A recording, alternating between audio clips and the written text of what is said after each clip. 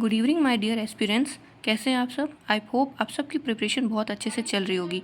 आज मैं आपको बताऊंगी इंग्लिश कैसे कवर करें, इंग्लिश की प्रिपरेशन कैसे करें, इंग्लिश का सिलेबस कैसे होता है, क्या होता है, क्या इंग्लिश हमें स्कोरिंग सब्जेक्ट बना सकते हैं हम इंग्लिश को अपना? हाँ, बिल्कुल बना सकते हो। अगर आप इंग्लिश को अच्छे से समझ लोगे तो आपको रीजनिंग और मैथ्स से सबसे अच्छी इंग्लिश लगेगी और आप इसमें आराम से 20 to 25 नंबर ला सकते हैं। बहुत ईजी है।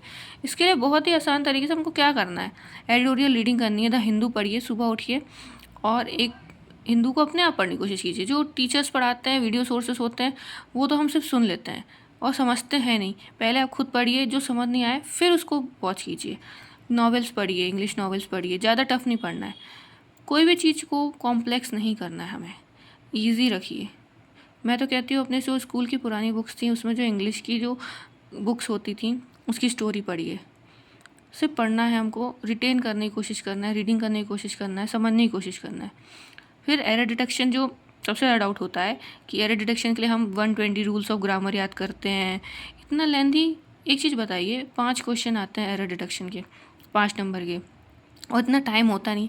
क्या वहाँ हम हर एरर डिटेक्शन के लिए 120 रूल लगा पाएंगे? क्या हमें इतना मेमोरी में उस टाइम याद आएगा कि ये रूल क्या कहता है, वो रूल क्या कहता है? नहीं।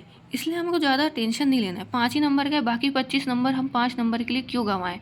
या तो आप उसको स्किप कर दीजिए अगर आपको बिल्कुल नहीं बन रहा है, या तो मैं आपको एडवाइस करूँगी अगर आपका दिल नहीं मान रहा है कि नहीं हमको तो करना ही है, तो आप एक काम कर सकते हैं कि निमिषा बंसल मैम और विशाल सर की वीडियोस आते हैं डिटेक्शन पे, तो ये वीडियोस देखिए, बार बार देखिए और समझिए। इसके अलावा वो कुछ नहीं करना है। और जब एरर डिटेक्शन आए वो क्वेश्चन को पढ़ने की कोशिश कीजिए। अगर समझ आए, इजी एरर है, सॉल्व करिए। और अगर नहीं आ रही है तो नेगेटिव मत करिए। नेगेटिव मार्किंग पॉजिटिव मार्किंग से ज़्यादा ख़राब हो जाएगी। अगर आप उसको छोड़ देंगे तो कोई मार्क नहीं मिलेंगे आपको, लेकिन अगर आप उसको गलत अटेम्प्ट करेंगे तो नेगेटिव चला जाएगा। क्या मतलब है? सेक्शनल मॉक लगाइए, क्लोज टेस्ट आता है, आरसीस होते हैं, पैराजम्बल्स होते हैं, फिल इन द ब्लैंक्स होता है, रिडक्शन होता है, रीअरेंज द सेंटेंस होता है, मिस स्पेल्ड वर्ड्स होते हैं। ये सब चीज़ें आपको सेक्शन मॉक्स या फिर जो प्रीलिम्स के मॉक्स होते हैं, सब मॉक्स में प्रैक्टिस करिए। जितना प्रैक्टिस हो सके। छोटी छोटी क्विजेस आती हैं, क्विज सॉल्व करने की कोशिश करिए। स्मार्ट कीड़ा पे आरसीस की जो क्विज़ आती हैं 5 मिनट की, टेक्स्ट बुक पे आती है, ये सारी चीज़ें आप सॉल्व करिए, समझिए, अंडरस्टैंडिंग बढ़ाइए अपनी। इंग्लिश सिर्फ अंडरस्टैंडिंग पे बेस्ड होती है। जितना आप रीड करेंगे, जितना फ्लुएंटली आप रीड करना चालू करेंगे ना फ्रेंड्स, उतने आसान आपको इंग्लिश लगेगी। इंग्लिश कभी टफ सब्जेक्ट है ही नहीं, हमने उसे टफ बना दिया है ग्रामर से जोड़ जोड़ के।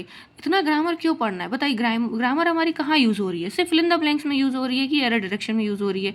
बाकी सब हमें आरसी में कोई ग्रामर लगती है? नहीं लगती है। रीअरेंज में लगती है? नहीं लगती है। मिस स्पेल्ड वर्ड में लगती है? नहीं लगती है। पैराजम्बल में लग रही है? नहीं लग रही है। क्लोज टेस्ट में लग रही है? नहीं लग रही है। क्यों तो हमें इतना उसको कॉम्प्लेक्स करना है? ईजी रखिए, आसानी से, बिल्कुल शांति से पढ़िए, मज़े लेके पढ़िए। मतलब से इन्जॉय कर रहे हैं हम कोई भी चीज़ को कॉम्प्लेक्स करेंगे ना तो वो उतनी कॉम्प्लेक्स होती चल जाएगी। इसलिए आसान तरीके से सोचिए कि हाँ ये हो जाएगी, तो आसानी से पढ़िए। एडिटोरियल पढ़ रहे हैं, कठिन लग रहा है, वीडियो खोल के देख लीजिए, फिर समझ लीजिए, फिर अपने आप से पढ़िए। ठीक है? तो आई होप आपको ये वीडियो अच्छा लगा हो। Thank you.